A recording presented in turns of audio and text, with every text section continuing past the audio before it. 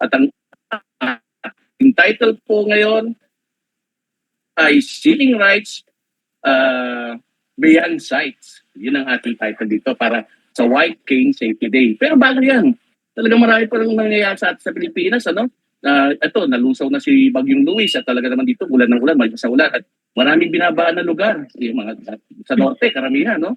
At mag-iingat na po tayo sa mga mabahang lugar at iwasan natin na lumabas ng bahay at may mga suspension nga ng klase at saka mga trabaho.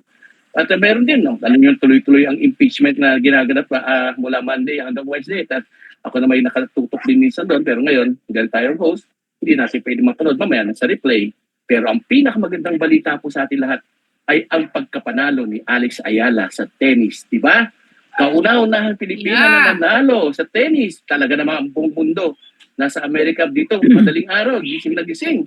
Para lang supportan si Alex Ayala. At sa edad na 21 years old. Grabe. Mundo na. Pang-rank 22 yata siya. Dahil sa pagkapanalo niya dito sa tennis na yung kahapon. Talagang masaya. Talagang, dami tayong magagaling na Pilipino na atleta. No? Yung araw, si Efren Bata Reyes, ang kampiyon sa bilyar. Tapos nagkaroon tayo ng Manny Pacquiao sa boxing. Nagkaroon naman tayo ng Adeline, di ba? Sa weightlifting. Tapos si Kaloy sa gymnastic.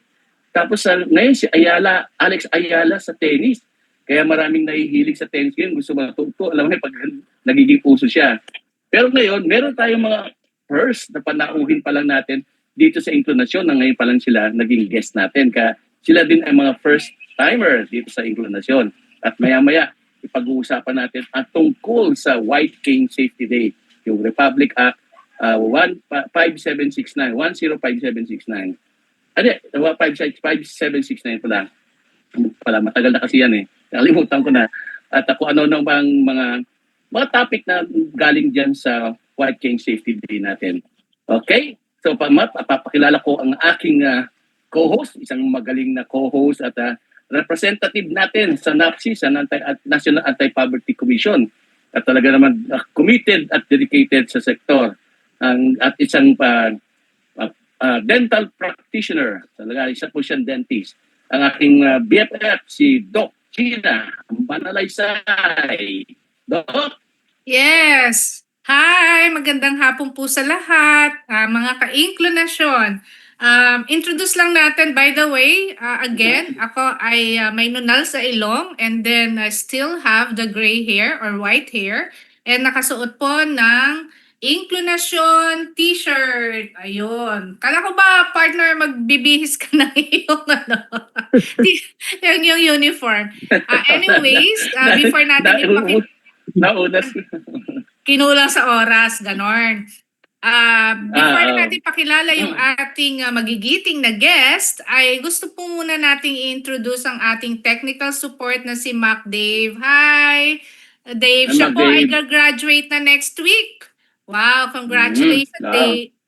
Tapos, ang ating pong sign language interpreter ay si Teacher Aisel. Hi, Teacher Aisel. Kaway-kaway.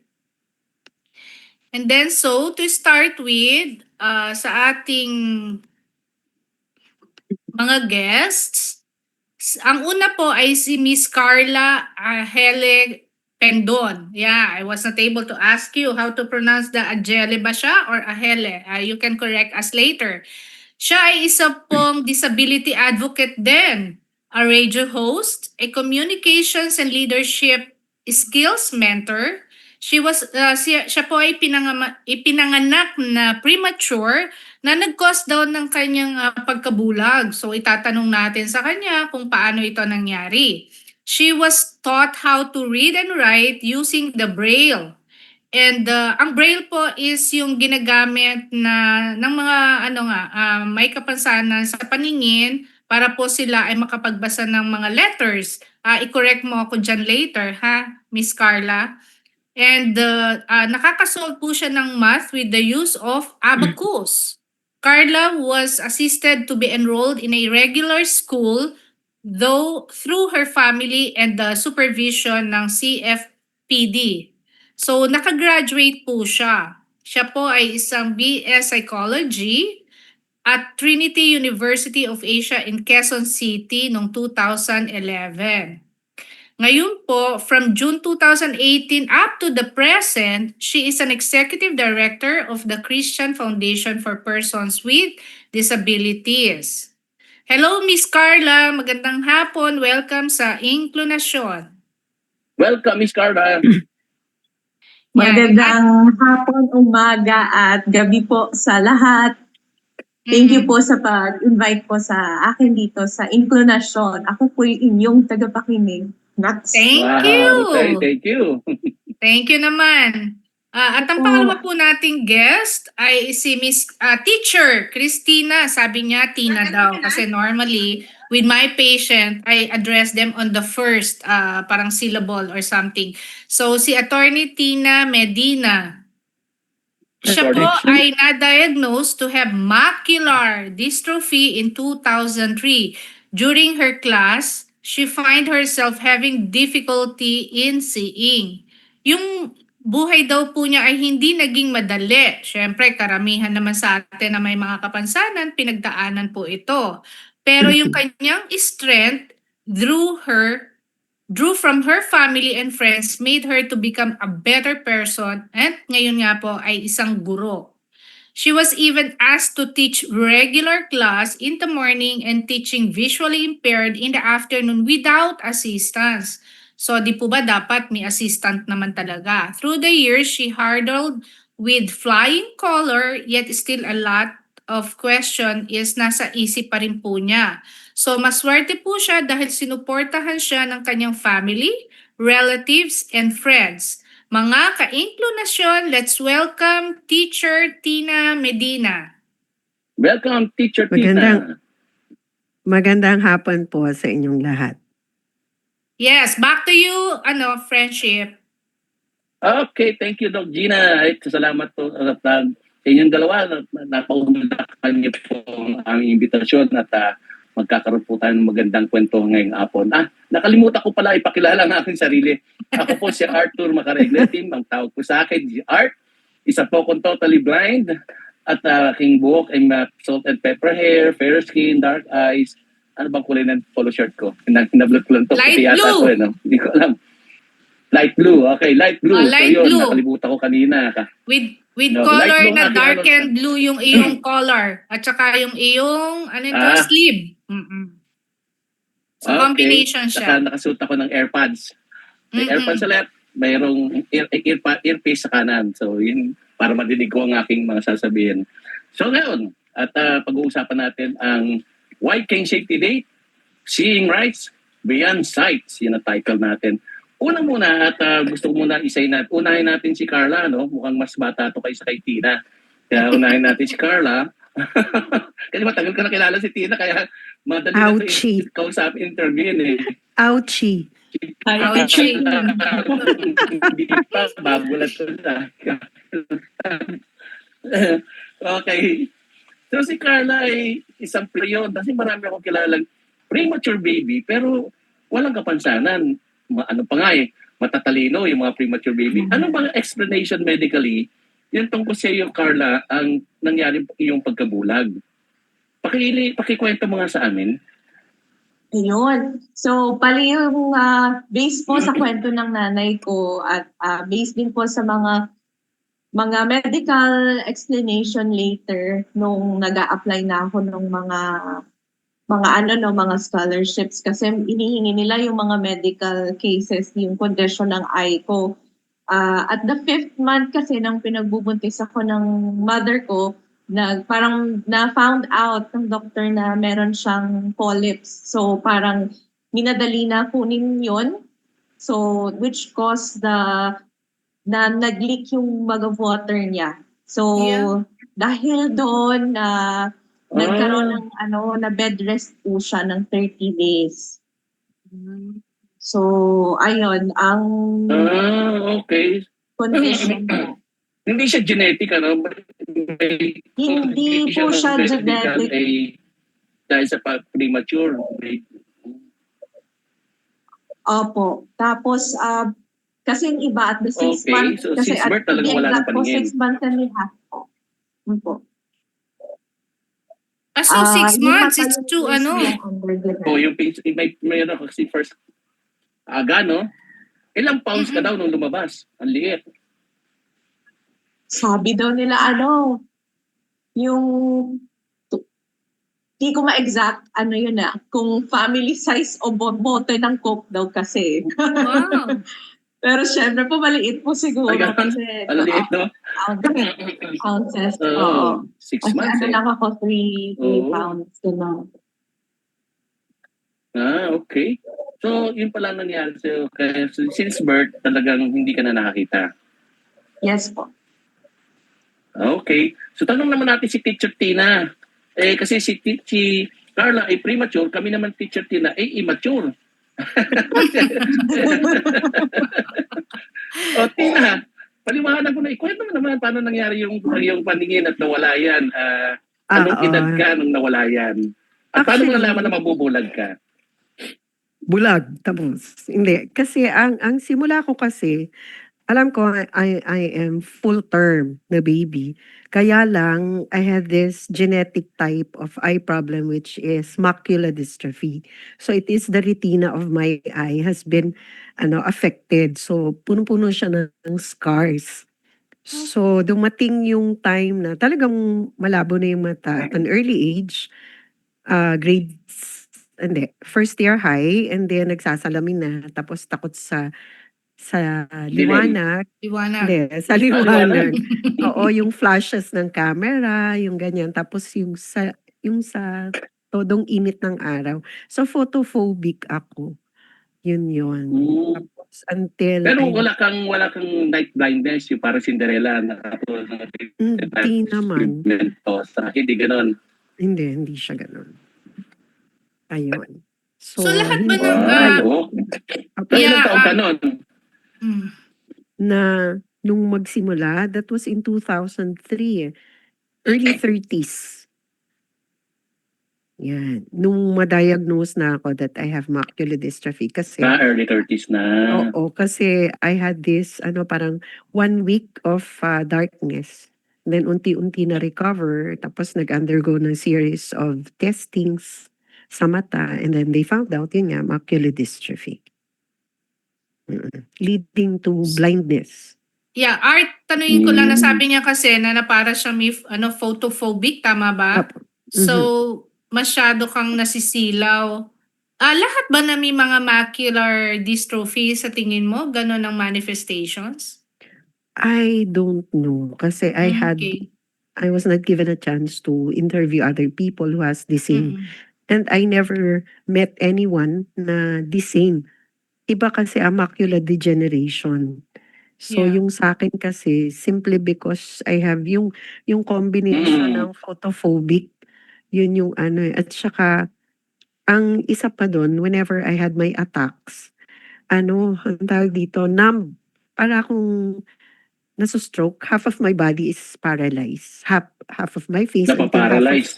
sa may, oo, hanggang sa may bewang, tapos yan, kabilang kamay, braso, ganun. It's paralyzed. I cannot feel anything. Yun. Tapos dumadating ako dun sa point Pero na, nagre-recover itself, by itself. oo, pagkatapos ko dalhin sa hospital, tapos I gone through yung mga Novain, yung matitinding klase ng pampaalis nung pain, kasi in pain ka rin at the Demerol, same time. Novain, no? Oo, yung mga ganun. Novain tsaka Demerol, yung mga ganun. Oo, mga ganun. May similarity yan sa sa retinitis pigmentosa. Katulad ko, hindi ako pwede sa labas ng maliwanag. Kailangan naka-shade, hindi pwede sa akin mga ilaw. Pero hindi ako photophobic. Pareho tayo may problema sa photoreceptors, pareho tayo may parang peklat sa retina. Pero iba naman ang ako naman peripheral. Sa'yo naman, iba. Okay. Ngayon, sa inyong dalawa, kung sino man unang sumagot, paano kayo nakakapag-cope up sa pang-araw-araw niyong trabaho, gawain, sa bahay, sa labas? I mean, how do you manage yourself in and out of your house?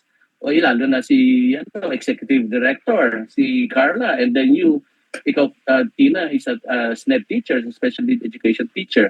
So, unahin natin ulit si Carla. Paano yung pang-araw-araw niyo na nakakapag-manage yung sarili niyo dyan sa inyo. At asa nga pala lugar? Bacolod, no, Carla, no? Yes po, Bacolod.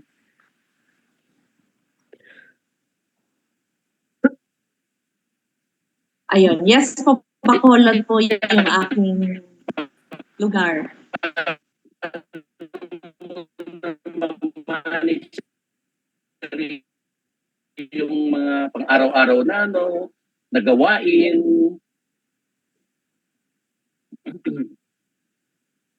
Can you repeat po? Medyo nag-break up po Ikaw sa... lalabas ng bahay, mayroon ka bang kasama, may cane ka. Natural, mas magaling ka sa amin sa mobility. Ayun, sa Okay. bahay. Ayan yan. Tinig na ako, Carla. Can you hear Yes me po. now? Ayan. Ayun. So, yung tanong po kanina, kung Okay. Miss Carla, paano yung kumbaga, Yes, 'di ba, kung paano yung i-manage early age sarili. mo. Yung early Ah. age mo, kung how were you able to cope habang nag-aaral ka, ganon. Ayun, habang nag-aaral po, nung una po talaga, hindi alam ng mga parents ko kung paano mag-aral yung isang bulag. Bulag. At yung talagang first 4 years talagang nandyan lang ako. Tapos kung hindi ako lumalabas ng bahay dahil hindi sila ang kasama ko. So, very maliit yung chances talaga na mag-join sa mga peer kids. So, pag may mga kalaro naman, pero sila yung pumupunta sa bahay. But most, yeah. So, until po nakilala nila na-introduce yung family ko sa Christian Foundation for Persons with Disabilities. So, at 4 years old, unti-unti po na open yung eyes nila na pwede pala yung blind na makapagsulat at makapagbasa. Right. At makagamit ng abacus when solving math. So, doon Hindi ako, ako marunong yan.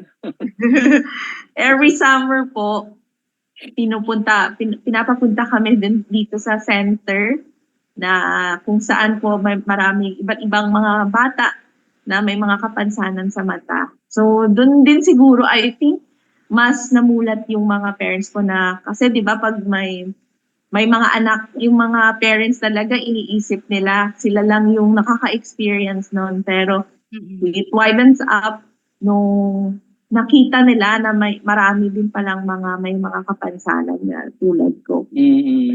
Oh, Carla, kasi alam mo ang mundo ng inborn na blind is different from the katulad namin na late na kami na blind, ano?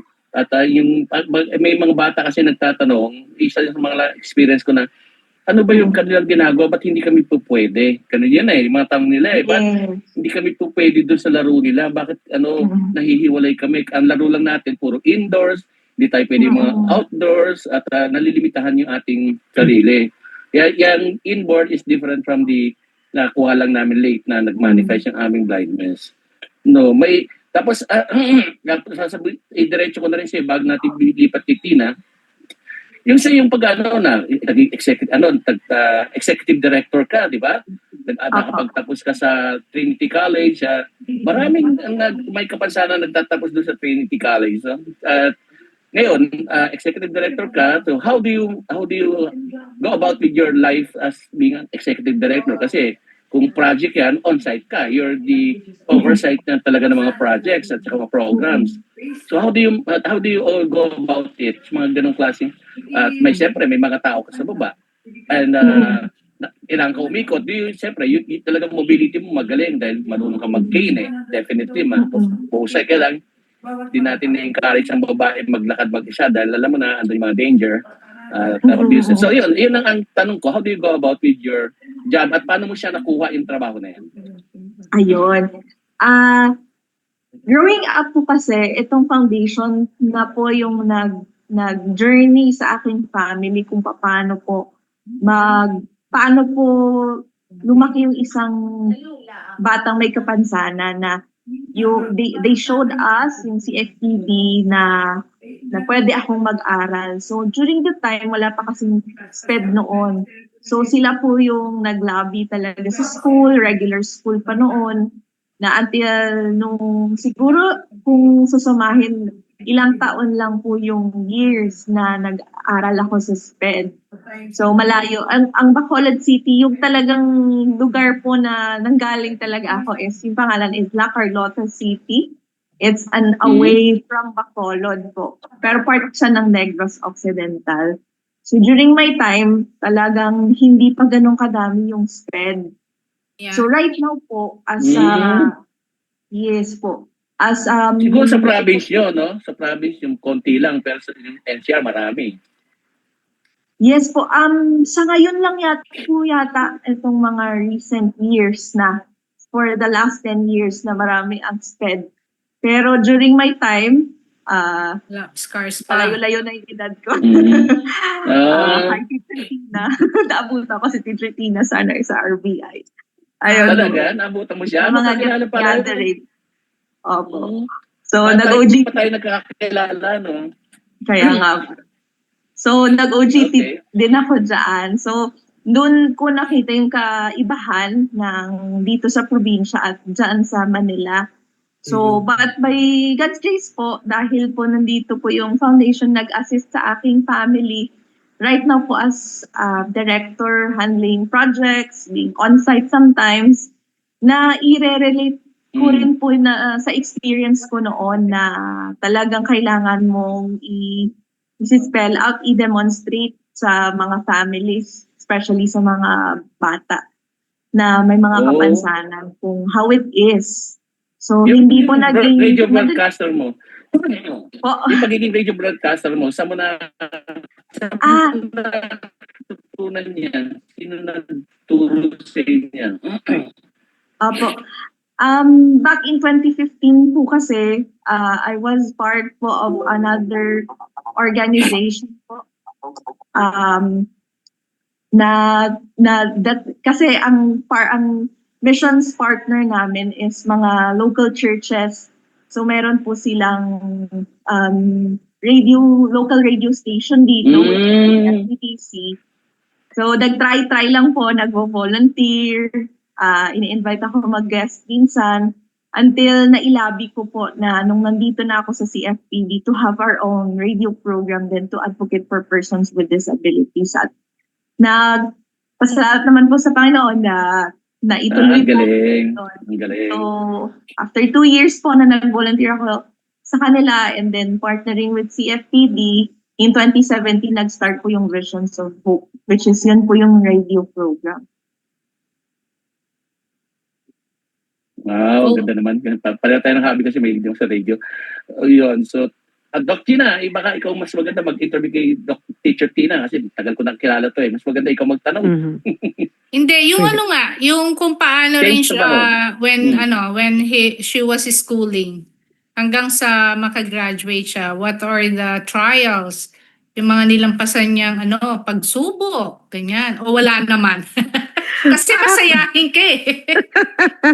Very happy. Ang tawag dito, the difference kasi between me and Director Carla, siya kasi inborn talaga na wala ng sight. But in my case, tapos na ako, graduate na ako, and I'm already teaching. So I'm a high school teacher in a public school dito sa amin when I had this. Tapos, tuloy pa rin in the first, parang yung onset niya, I was asked to get out of the system because I'm no longer capable of teaching. I cannot Really? handle myself. That was Yun yung sa God's teacher, mindset. sandali. Teacher, i-clear ko lang. Di ba Opo. sabi mo nasa public school ka, doon ka Yeah. inales ng public school mismo? Opo. Actually, they were not able to pull me out from DepEd. So what I Okay. did, I continued and then asked for other people to help me out like RBI. Yun yung common grounds namin ni Director Carla. So in RBI was introduced to me and then they said I can still teach even without sight kasi yun yung trending sa US. So why get out of the system where you can still teach, especially those kids who are not sighted, yung mga visually impaired. So oo, there are difficulties, challenges, especially Ang sa'kin kasi medyo siguro mas minimal kasi nga, I get used to what is there in the environment. I know how it looks like Right. before, and I'm pretty sure they did not anong tawag dito, make the necessary arrangements or whatsoever para lang ayusin yung environment. So, it's still the same.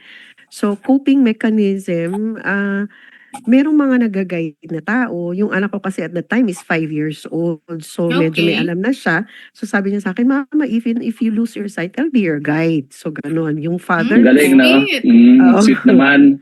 Oo, gano'n siya nung bata. Kasi parang nakikita niya na what happened, what went wrong, ba't ako Mm. okay, ba't si mama hindi? So, there are a lot of questions this kid is asking. Sabi ko, God designed us to be who we are today. So ikaw, in the long run, when you get older, so iba rin ang design ng Lord sa'yo. So mine is different from yours. So sabi niya, okay. Tapos she even wanted to be a teacher din, na magturo din ng mga blind. That was before, but now it's different. Yun, so may family na rin siya. So, ano pa yung ginagawa ko to cope up? Ah, nag-walk-in teacher trainee ako sa RBI para alam ko how to go about it. Na in the long run that I'll be losing my sight, I know how to go about it. So ganun, nag-walk-in teacher training ako, and then after that, tuloy din with my teaching dito sa public, but I was transferred from high school to elementary. Yun na po, kasi nga pinaalis na ako dun So, sa high school. maraming karanasan yan si Teacher Tina. Ang daming Hindi kwento sa akin naman. dyan eh. Di naman, unti lang, gamay lang. Kunti lang. Mukhang nawala Mm. si Carla at mukhang napa-exit siya. Babalik Hindi, man hindi. yata. Nandiyan pa naman Andyan pa. yeah. Okay. Oo, hindi ang Oo. ano ko lang, hindi ako maka-get over kapatid dun sa sinabi niya na Oo nga eh. Kasi Oo. 'di ba, it is a clear discrimination. So Yeah. ano yun, marami bang pakikipag-usap maski yung i-demote ka Exactly, from high exactly. school to dahil lang meron kang kapansanan sa paningin? Ano yung naging arrangement nyo talaga doon, teacher?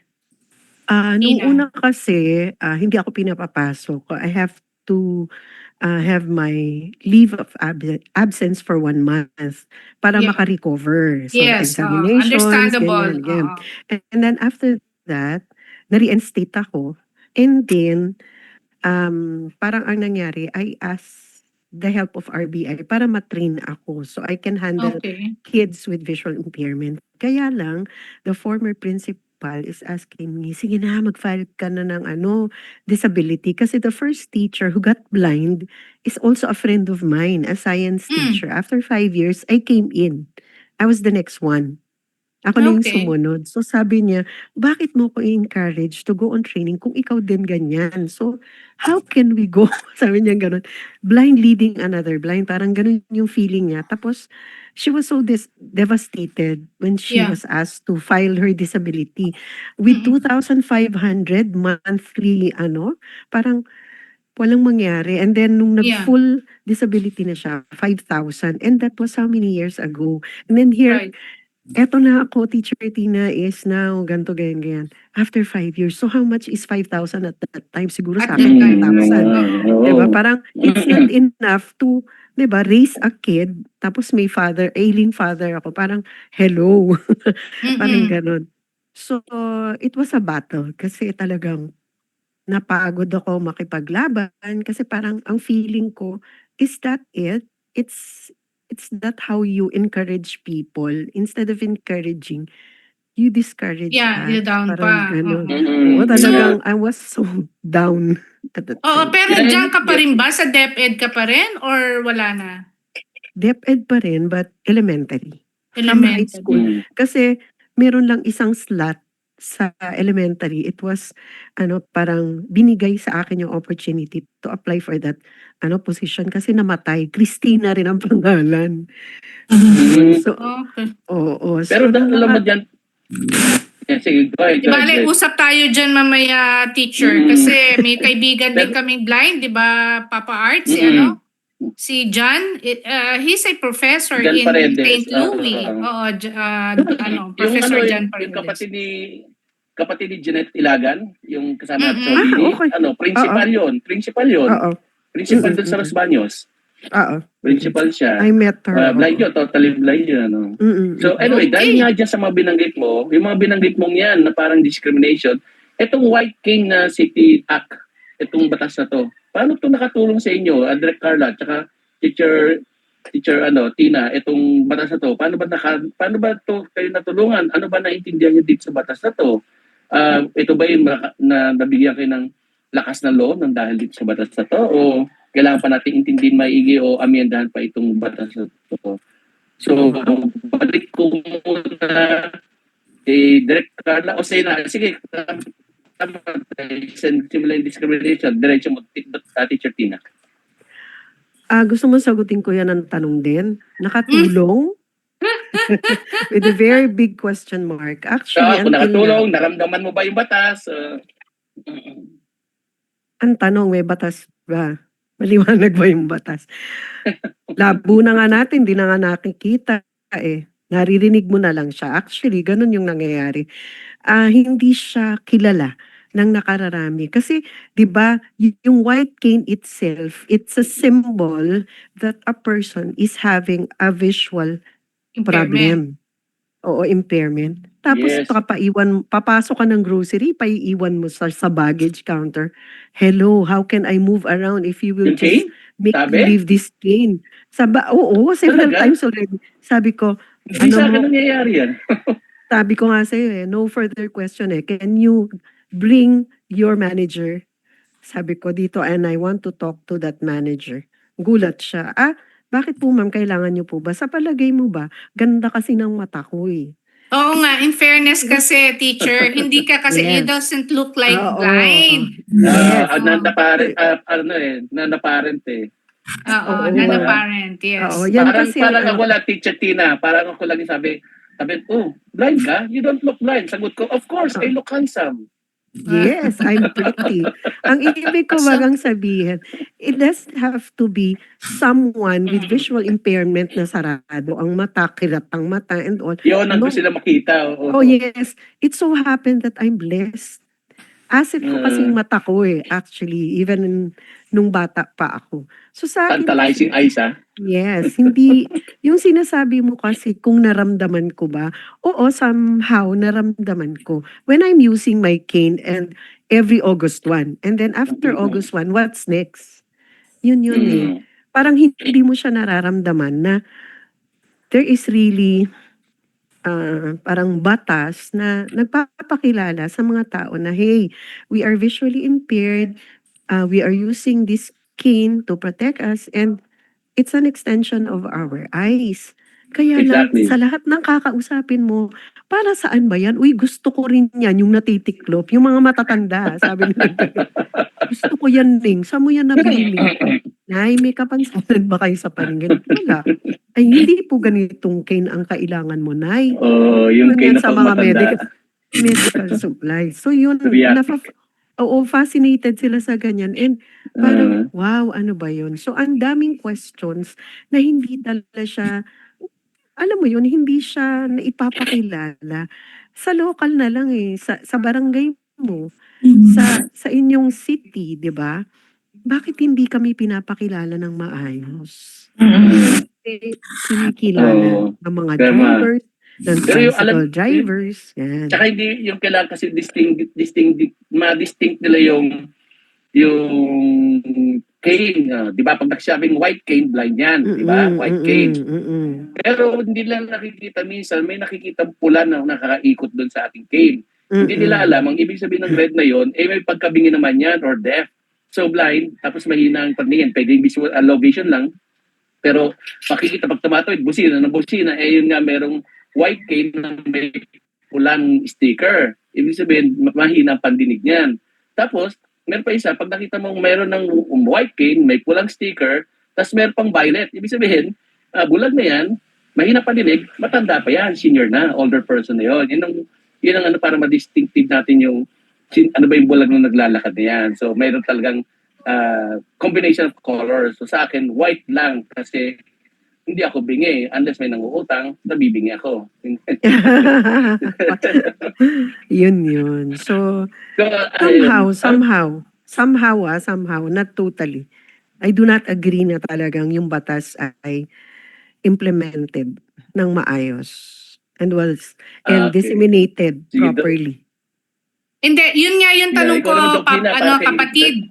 Opo. Ah, Ang tanong kapatid. ko, Yun nga yung tanong ko, meron na ba tayong nagawa sa grounds na parang information dissemination about using the white cane? yun nga, Actually, always yan sa August 1 lang. Kasi supposedly, Oo. ayoko na mag-comment much further on that. At alam ni Tina yung dahilan na yun kung bakit hindi ako nag-comment muna dyan. Dahil, actually, marami nang ginawa, nakatulong si YK, para ma-recognize ng gobyerno kung ano talaga sitwasyon ng isang bulag. At ano ba, paano ba yung mobility issue niyan. Ang dami, so may karugtong dyan yung may tunog na traffic sign, may yung tactile, so everything yon nandiyan that includes white cane na mga batas. Kanya lang, hindi na, like for example, Baguio may tactile para sa ating blind, na para sa cane. Pero yung mga community, hindi sila educated. Tumatawid pa rin doon habang nandun yung blind, ilang beses ako mababangga. So yung person assistant, nasa harapan. Habang naka-guide yung tactile namin sa yung cane. So marami pa tayong talagang Hindi, pag-usapan. So, Doc, yes, Art. Tanong ko lang nga kay Miss Carla, kay Director Carla, oo. si Carla naman. Doon sa lugar nila, yun nga, the white cane was already introduced. Yes, Miss Carla?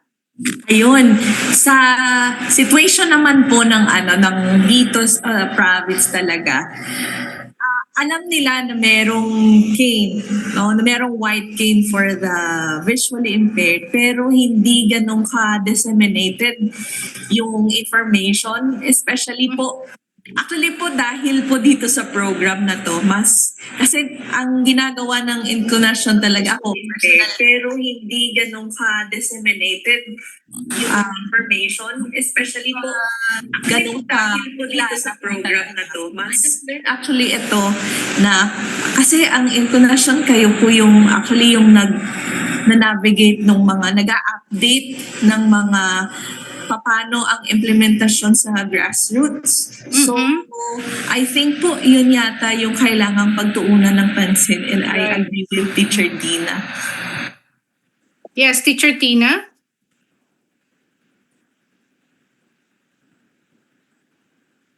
Teacher Tina? Nawala. Ikaw, ano na? Pagbalik na lang, meron tayong public announcement or service in the video. In the meantime, while waiting for Teacher Tina, Dave, pakiinga yung public announcement natin.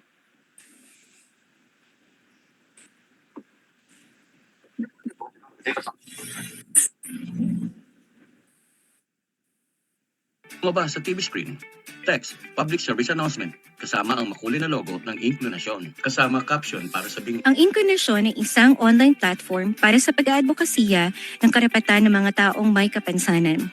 Ipinakita, partner logo at caption para sa bingi. Nagsimula ito noong June 2020 sa kasagsagan ng pandemic sa tulong ng Philippine Coalition on the UN Convention on the Rights of Persons with Disability, INET Philippines, CISO Channel, Dorfel Foundation, kasama ang ibang mga disability rights advocates. Pinapakita, paglalarawan ng grupo ng taong may kapansanan. Layunin ng Inklinasyon ay magbigay ng boses sa mga organizations of persons with disability or taong may kapansanan upang mapalawak ang informasyon at kaalaman ng publiko tungkol sa disability at inclusion. Ipinapakita, hinihikayat ang lahat na makisa at sumuporta habang nagtataas ng bandera. Kaya iniimbitahan namin ang mga taong may kapansanan, mga organisasyon o anumang opisina na sumali at makiisa sa Inklinasyon. Lumabas, caption para sa bingi. Maaari ninyong ibahagi ang inyong mga kwento, programa or advokasya upang mas mapalakas pa ang boses ng mga taong may kapansanan. Pinapakita, paglalarawan ng grupo ng taong may kapansanan.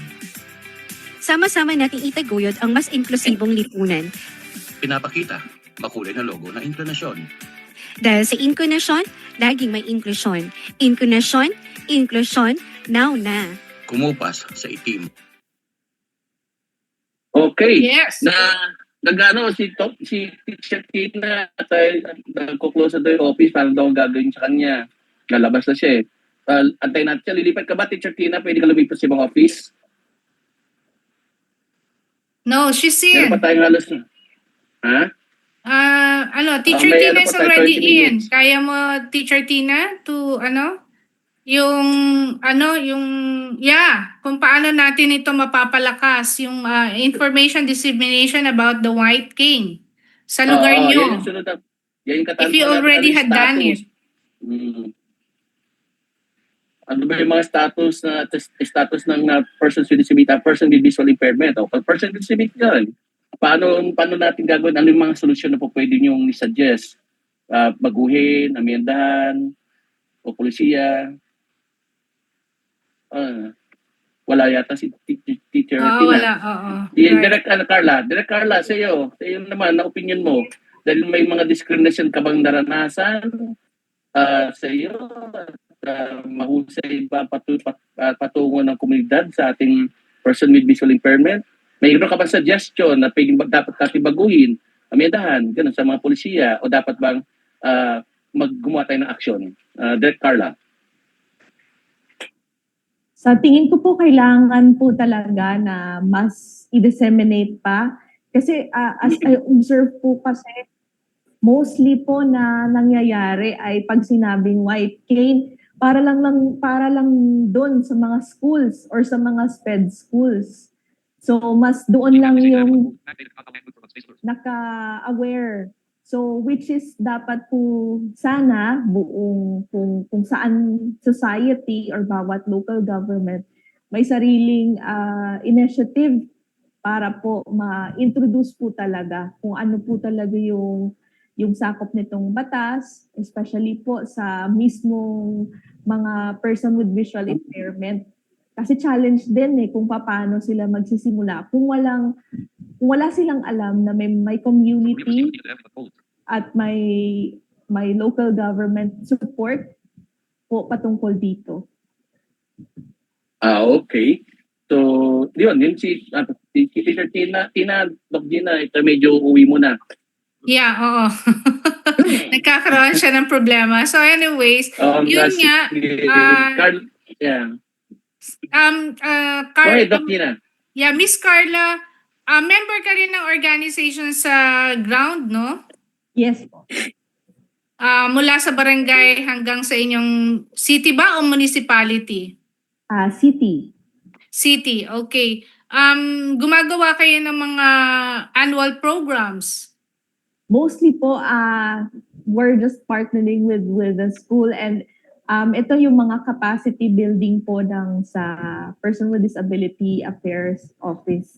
So yung dahil po mostly we represented po the grupo ng mga simbahan at missions organization. So kami naman po ang nag-reach out na paano maging inclusive yung mga ministries at mga churches towards person with disabilities. So we collaborate po with the local government and the churches po. So yun po.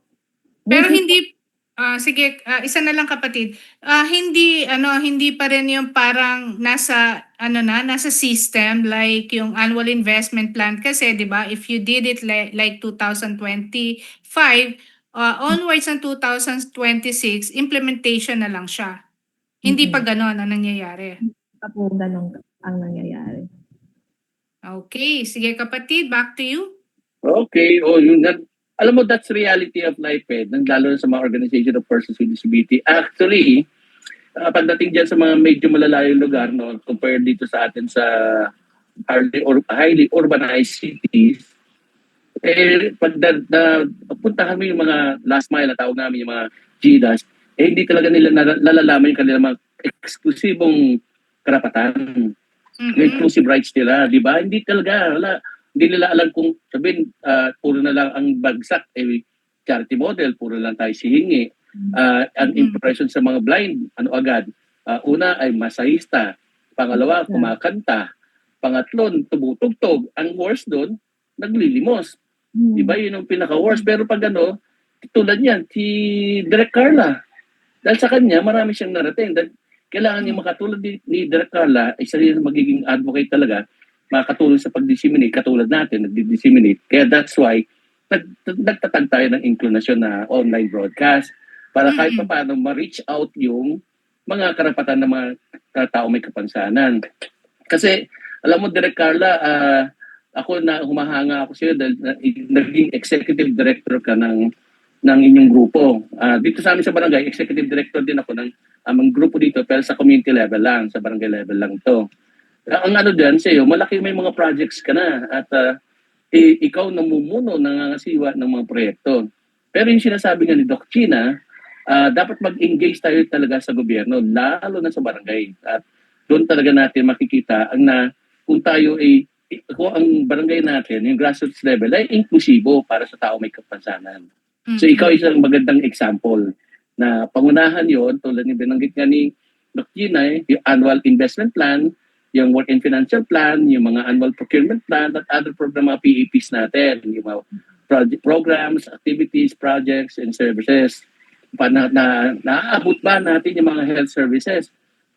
I-enjoy ba natin yung mga livelihood trainings na yan, mga capacity building na yan? Kaya yung mga, parang ako sumagot tanong ko ano pa ba? Wala pa si Teacher Tina. Ikaw, Direk Carla, sa tingin mo, ano pa yung pwede nating solusyonan para maganda ang pamumuhay ng tao may kapansanan? Yung katulad niya sa White Cane, ano ba doon yung mga loopholes na nakikita mo na pwede mong maayos? I mean, ayusin natin, yun. Opo. Siguro Recommendations. Recommended po talaga na magkaroon po ng empowerment, yung training at yung mismong tool ng White Cane. Kasi na-observe ko po dito, kahit nga yung sa procurement, hindi ganun pa ka-aware yung mga stores, kung ano yung White Cane, yung sinabi kanina ni Teacher Tina, naka-experience din ako noon na, ay gusto ko rin yan, yung natutupi na baston. So medical model ng mga akala nilang mga matatandang iba na may mga edad na, ganun din yung cane na kagaya sa atin. So yun po talaga siguro yung pagtuunan din ng pansin na maging maging accessible din sana yung mismong device, yung mismong cane sa lahat at ma-disseminate na yung ano ba yung sukat kapag nagkaroon ka ng baston. Minsan mas matangkad pa sa yung baston or di kaya right. So yun po yung mga na-experience namin na kahit unti-unti sa school participation na nai-invite tayo as resource speakers. Yun po talaga yung mga kadalasan na problems nila na concern na dapat siguro nating i-fill yung gap na yun. Yes. Tama yun. Kapag ba't nakatagilid ka? Yan. Tamagilid ba? Yeah. Ginalaw mo yung camera mo. Hindi, nakalimutan kong i-acknowledge ang ating captioner. Hi, JM. Si JM pala, yung captioner natin. Yeah, grabe. Okay, nakatagilid ka pa rin. So, sino yung gumalaw ng cam? Ayan. O, tingnan mo, ang ganda ng ngiti tuloy ni Direk Carla. Ayan, tagilid pa rin? Asan ka? Oo. Pakaliwa? Pakanan? I don't know. Talaga nakatagilid ka ng kaliwa. So ikot mo the cellphone. Ganyan. Hindi pa rin. Ano nangyari? Anyways, ka muna? Mag-alis ka na muna ng video. Director Carla. So, sabi mo kailangan pa ng capacity building, pero organized naman na kayo lahat sa barangay level. Hindi lang siya nakakapacitate pa yung ating mga members sa bawat barangay. Opo. I think sa level na yon yung capacity building. O sige, makakatulong diyan ang inklinasyon at ang Mabini. So makikipag-coordinate tayo kahit siguro Zoom Okay ba sa'yo? Zoom meeting tayo? Wow. Nako, ano po yun, what a grateful, ano po yun, partnership pag nangyari. Yeah. Kapatid, naka-ano ka pa rin? There you go. Ayan na. Naayos-ayos na ni Soulmate. Hi, Soulmate. Good afternoon. Yes, back to you, Papa Art. Ayan, dig na ako. Ayan, Right. yun. Ewan ko ba't naglolo ko, hindi ko naman gilalaw eh. Naka-landscape ako all throughout, biglang nag-portrait. Mm. So wala pa si Teacher Tina, no? So ano yun natin si Carla. Yung balikan natin yung kanyang trabaho bilang, yan. Ano yung mga pinag-uusapan niyo dahil radio broadcaster daw siya eh. Sa kanila, sa Christian, ano yun, no? Christian, Community what do you call this? Christian organization. Foundation for Persons with Disability. Ano usually ang mga pinag-uusapan ni Nation eh?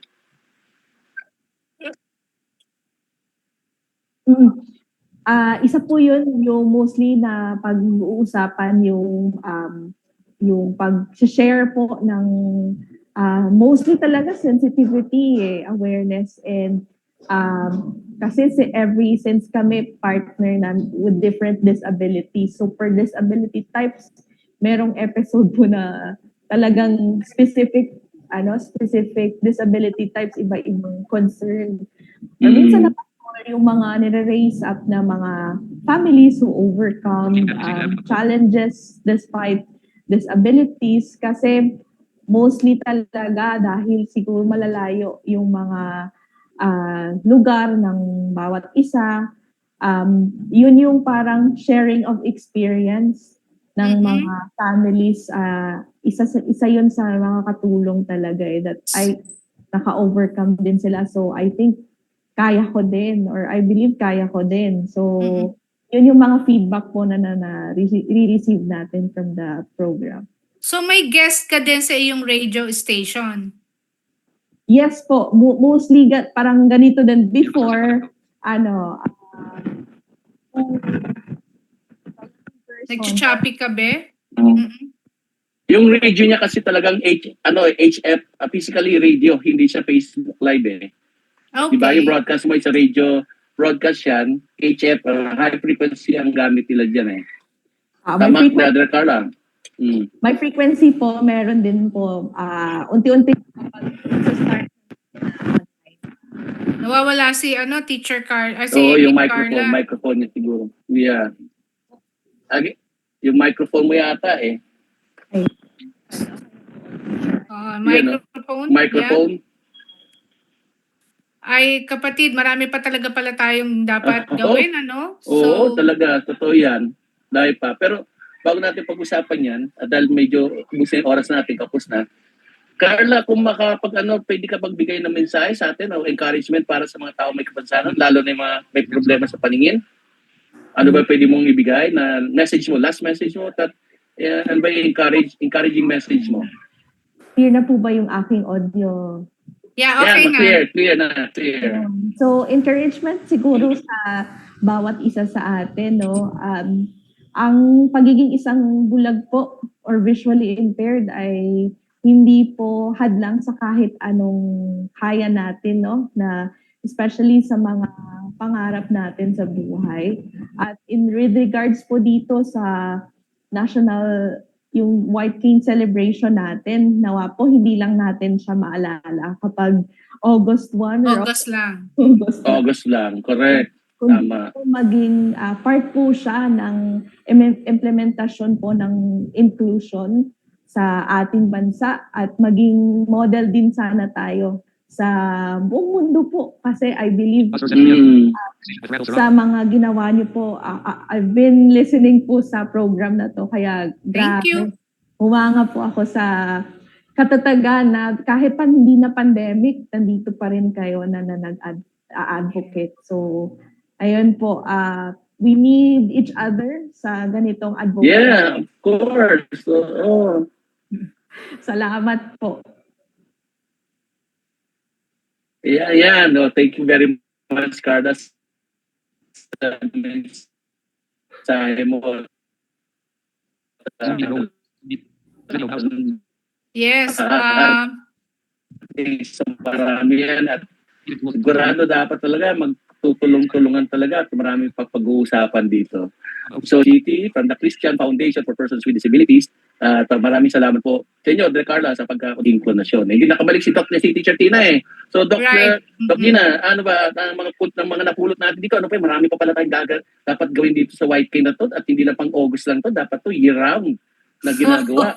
Diba, Dapat no? pag-aralan, siguro tutulungan tayo nila, Direk Carla, nila Teacher Tina. At Oo. kayo mismo sa Yes, PBU, yes. na ano ba yung kailangan pa nating ayusin sa mismong batas na to para ito ay mas mapalakas.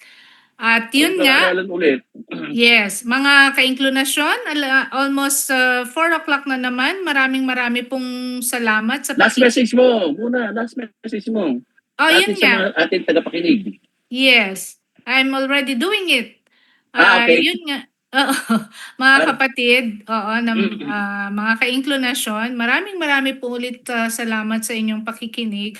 At napakahalaga pa rin na naisawalat natin ngayon na hindi hadlang ang kapansanan. So 2 bulag yung ating nakasama at nagiging patuloy ang kanilang pamumuhay bilang teacher, si Teacher Tina, at bilang executive director pa si Miss Carla.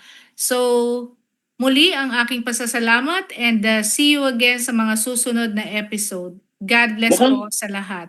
Yes, Thank you, kapatid, Doc Gina. back to you. Parang humabol si Teacher Tina. Andiyan ba? Parang Samsung eh. Teacher Tina, ikaw yan? Wala, may Samsung Yeah, na may pumasok Samsung. Oo. Baka Teacher. si Teacher Tina. Ikaw ba yan? Wala. Okay, So, okay. sige. Okay, so thank you very much sa kapatid sa iyong huling mensahe at alam natin marami pala talaga tayo pag-uusapan. Pero bago tayo tapos ng tuluyan, baka may mga announcement o may chat dyan or Sponsor. ano pa yung sponsorship. Sponsor, MacDave, pakinga.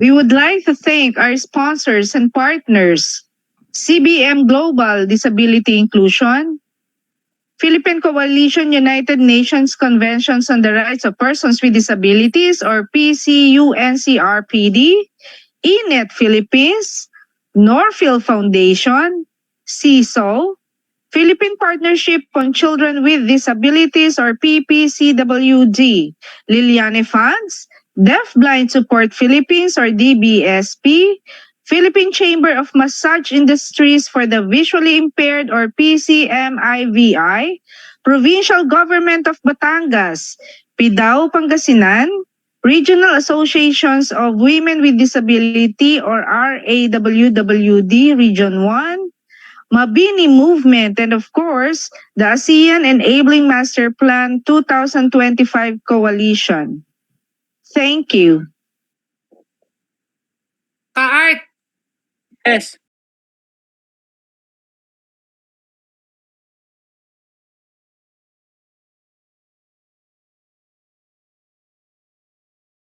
So maraming salamat Romeo M. Tan. Magandang hapon din Dorma Dayakan. Si Glenn nakikinig din pala at saka si Soulmate at saka si Mia. Ayan, sa Davao po sila. Marami pong salamat. Back to you. Yes, maraming salamat po sa inyong mga komento at pagbati dito sa Facebook at sa muli, sana po kayo po mayaya ulit sa susunod na ating episode upang marami po tayong pag-usapan at maliwanagan sa ating pang-araw-araw na buhay at paggawain. So ito po, malapit ang ating bago po magtapos. Nagpapasalamat po muli tayo sa ating dalawang panahong pandangal na si Executive Director Carla Pendon at ating teacher, Special Needs Education teacher na si Miss Tina Medina ng San Pedro, si Carla from Bacolod City. Alam niyo po, at kahit po merong existing na batas, hindi pa rin po masyado nararamdaman ng lahat may taong kapansanan sa paningin. Ito pong karapatan na dapat pong ma-enjoy ng ating mga kapatid na may kapansanan sa paningin. At kailangan pa po natin baguhin o amyendahan o i-review natin muli kung ano bang may pagkukulang dito sa batas na ito. maganda po sana kung lubos sa maintindihan ng gobyerno kung ano pong dapat gawin at ano pong klaseng suporta ang kailangan natin coming from the duty bearer dahil tayo po ang mga rights holder. Dahil po dito sa episode na to, kami po mismo yung Doc Gina ng Libunagan na kung ano, hindi pa talaga nararamdaman tulad ng sa dalawa natin panauhin, binanggit nga ang kakulangan nitong batas na to. So sa muli, ako po si Art Letim, ang inyong kuya Art Your Service, sabi nga. Dahil po dito sa inklusyon, now na. Now na.